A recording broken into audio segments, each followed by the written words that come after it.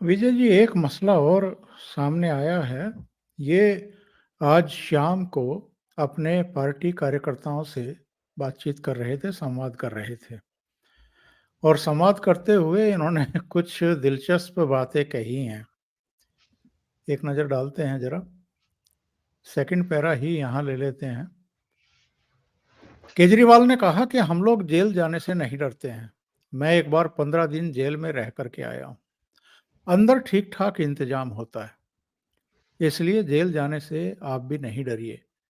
अगर भगत सिंह इतने दिन जेल में रह सकते हैं, मनीष सिसोदिया 9 महीने जेल रह सकता है, सत्येंद्र जैन 1 साल जेल में रह सकता है, तो हमें जेल जाने से डर नहीं है। मानसिक रूप से तैयार हो गए हैं, ऐसा लगता है। हाँ, इनको पता है सर। इनको पता है कि इनको जाना है और इनका पूरा प्रयास है पब्लिक सिंपैथी गेन करना। अब ये बात कर रहे हैं गांधी जी की, ये बात कर रहे हैं भगत सिंह की। किससे कंपेयर कर रहे हो यार? मतलब एक ने देश के लिए कुर्बानी दी, आप जा रहे हो शराब घोटाले के चक्कर में जेल में, आप उनसे अपने आप को कंपेयर कर रहे हो। पूरी जिंदगी गांधी ने कहा कि दारू पीना मना है, आप कहते हो हम घर घर दारू पहुंचाएंगे। महात्मा गांधी ने तो यहां तक कहा कि वेश्यावृत्ति और चोरी चकारी से भी खराब है शराब, मतलब कि अगर हम कहें नशा। और अगर आप केजरीवाल साहब का देखो तो इन्होंने तो बकायदा पॉलिसी इसीलिए बनाई कि घर घर शराब पहुंचे और लोगों को सस्ती से सस्ती अच्छी से अच्छी तरह मिले। तो ये कंपेयर कर किससे रहे हैं? ये बड़ी जल्दी शायद ये भूल जाते हैं कि लोगों की अब दिमागी हालत उतनी खराब नहीं है जितनी इन लोगों की। इनको याद रहे या न रहे, समाज याद रखता है। कुछ लोग हैं जो इनको चाहेंगे कि ये किसी भी हालत में बीजेपी दिल्ली में नहीं आनी चाहिए, वो जरूर इनका साथ निभाएंगे, कोई दिक्कत नहीं है, पॉलिटिकल एजेंडा सबका होता है। लेकिन ये कहना और अपने आप को भगत सिंह से कंपेयर करना उचित नहीं है। हाँ, आप मनीष सिसोदिया से कंपेयर कर सकते हो, आप सत्येंद्र जैन से कंपेयर कर सकते हो, आप संजय सिंह से कंपेयर कर सकते हो। सभी एक ही थाली के चट्टे बट्टे हैं सर। तो अगर कोई 2 साल जेल में है, कोई 1.5 साल से है, कोई कुछ महीनों से जेल में है, तो उनके एक्सपीरियंस से इनको भी पता लग जाएगा कि जेल में कैसे रहा जाता है। एक दूसरे को मॉरल सपोर्ट कर सकते हैं, कोई दिक्कत नहीं। 3 चीजें हाईलाइट कर रहा है मीडिया इनके कार्यकर्ताओं से जो इनका संवाद हुआ है उसको लेकर के। वो 3 बिंदु कौन से हैं? 1 नंबर, जेल जाने से मुझे डर नहीं है। 2 नंबर, भाजपा हमें जेल भेजकर सरकार बनाना चाहती है। तीसरा नंबर जो है उसको भी एक बार देख लेते हैं। मैं जूते की नोक पर इस्तीफा रखता हूं। हमें सत्ता का लालच नहीं है, 49 दिन के बाद इस्तीफा नहीं देता। किसी ने मुझसे इस्तीफा मांगा नहीं था। हाँ, ये कह रहे हैं कि अगर मुझे सत्ता का लालच होता तो मैं 49 दिन के बाद इस्तीफा नहीं देता। मुझसे तो किसी ने मांगा भी नहीं था, फिर भी मैंने इस्तीफा दे दिया था। दुनिया का पहला सीएम हूँ जिसने अपनी मर्जी से 49 दिन के बाद इस्तीफा दे दिया था। ये जूते की नोक पर इस्तीफा रखते हैं, ये कहाँ से इस तरह के डायलॉग जो हैं इनको सूझते हैं और कितना हास्यास्पद ये चीज़ों को बना करके रख देते हैं। इन्होंने तो ये भी कहा था कि मैं बच्चों के सिर की कसम खाता हूँ, ना कभी कांग्रेस के साथ सरकार बनाऊंगा, ना उनका समर्थन लूंगा। इन्होंने ये भी कहा था कि मैं सिक्योरिटी भी नहीं लूंगा, बंगला भी नहीं लूंगा, गाड़ी घोड़ा भी नहीं लूंगा, हम उतने वेतन भी नहीं लेंगे। इन्होंने क्या क्या नहीं किया बाद में। सर, इनके दोनों स्टेटमेंट ही कॉन्ट्राडिक्टरी है। मैं इस्तीफा जूते की नोक पे रखता हूं, फिर बीजेपी हमें सत्ता से हटाना चाह रही है, तो सत्ता भी चाहिए, इस्तीफा भी तैयार है। तो इस्तीफा तो आपको देना पड़ेगा ना जब आप जेल जाएंगे। ऑप्शन क्या है आपके पास?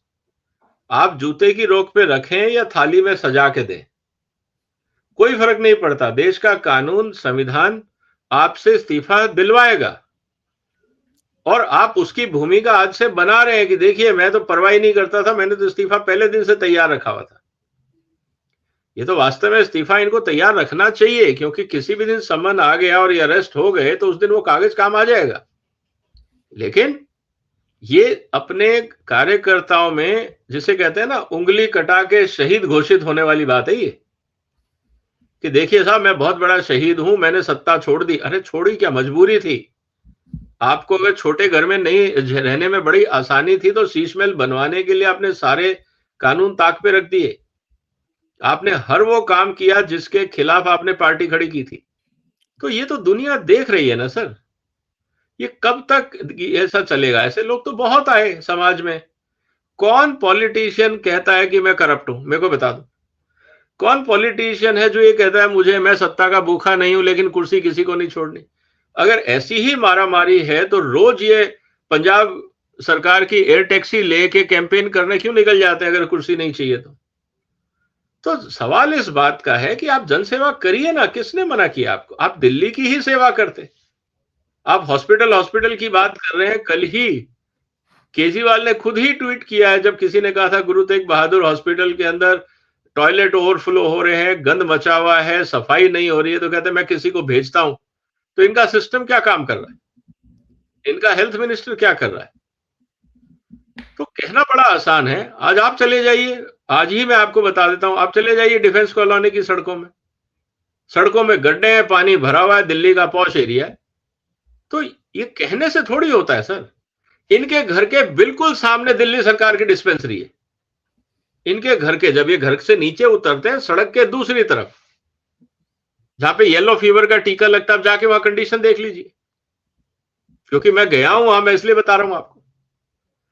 बिल्कुल इनके घर के सामने, केजरीवाल के घर से आप बाहर निकलिए, सड़क पार करिए, डिस्पेंसरी है, और वहां देख लीजिए क्या हाल है। तो कहने का मतलब यह है कि सर, ये तो सिर्फ मीडिया के लिए है।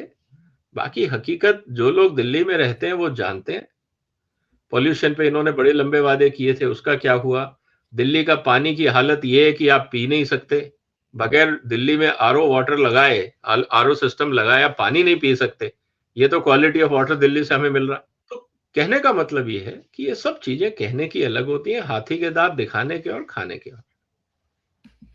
और ये जो 2 दिन पहले सुकेश ने एक और लेटर बम फोड़ा है, जिसमें कहा गया है कि जेलों में कैदियों से वसूली होती है और इसके मास्टरमाइंड जो हैं और कोई नहीं है, अरविंद केजरीवाल खुद हैं। और इस मामले की भी सीबीआई जांच की सिफारिश हो गई है, विजय जी। देखिए, ये तो मैं आपसे कह ही रहा हूं, और मेरे चैनल पे तो मैंने एक पूरा वीडियो बनाया है कि जेल में ही वसूली का धंधा कर रही है आम आदमी पार्टी, और वो गैंग मंत्री चला रहे हैं। तो क्या बगैर सीएम की कंसेंट के हो सकता है? सुकेश से ही हर महीने 2 करोड़ रुपए मांगे गए थे, हर महीने, कि जेल में आपको बेसिक सुविधाएं जो कानून के हिसाब से मिलनी चाहिए वो देने के लिए, और आपको जेल के अधिकारी तंग नहीं करेंगे, बस ये 2 चीज की गारंटी, कि हम आपको मिनिमम फैसिलिटी देंगे जो कानून के हिसाब से मिलनी चाहिए, और अधिकारी किसी भी कैदी के साथ बदतमीजी नहीं कर सकते, ये जेल मैनुअल में लिखा हुआ है। ये दोनों चीजें एंश्योर करने के लिए 2 करोड़ रुपए महीना सत्येंद्र जैन ने मांगा। तो ये तो सर, मैं कहा ना कि मतलब ये कहते हैं अंधे के हाथ में बटेर लग गई किसी तरह से। इन्होंने हर डिपार्टमेंट में उगाई करी, हर डिपार्टमेंट में। इसीलिए तो इतने परेशान है ये। हर जगह हर फाइल में घपला निकल रहा है। तो इन्होंने पिछले 10 साल किया क्या है, या 8 साल जो किया क्या है सत्ता में बैठ के? लूटमारी तो करी है, सिर्फ लूटपाट। और किया क्या है? अगर यही चलता रहा तो जो 30-35 केस है तो पूरी जिंदगी कोर्ट के चक्कर काटेंगे। तो इसीलिए इनके लिए मुश्किलें बहुत ज्यादा हैं, और जिस तरह से ये हरकतें कर रहे हैं, मुझे लगता है जुडिशरी को भी बात समझ में आ गई है। इसीलिए वो बहुत ज्यादा ओवर एक्साइटेड होके, प्रायोरिटी में इनके कोई केस की हियरिंग नहीं हो रही है। वो कह रहे हैं आप आइए कतार में, कम एज पर क्यू। आप कोई वीआईपी नहीं है जो आपकी प्रायोरिटी ली जाए। तो आप कानून के हिसाब से चलेंगे, कोर्ट भी चलेगा, इनको भी चलना पड़ेगा। और ये तो सारे चीजें डॉक्यूमेंट्री एविडेंस हैं, केस लंबे चलेंगे। तो ठीक है, मीडिया जब तक ये सत्ता में है तब तक इनको टैक्स पेयर के पैसे से ये वकील भी हायर कर लेंगे और मीडिया को भी ऐड दे देंगे। लेकिन जब सत्ता में नहीं रहे तब इनका क्या हाल होगा, सोचिएगा सर। और मैं तब भी ये कह रहा हूं कि इन्होंने जितना पैसा उगाही किया है, इन्होंने अपने पर्सनल एसेट्स बना लिए होंगे। चाहे वो आज सोने के रूप में हो, चाहे वो प्रॉपर्टी के रूप में हो या किसी और रूप में, या शेयर मार्केट में हो। तो ये चीज़ें हमें देखनी होंगी। विजय जी, बहुत-बहुत धन्यवाद आपका। आप पर्सियन नेटवर्क से जुड़े और कई महत्वपूर्ण मुद्दों पर चर्चा की। Thank you so much. नमस्कार। नमस्कार सर, वंदे मातरम।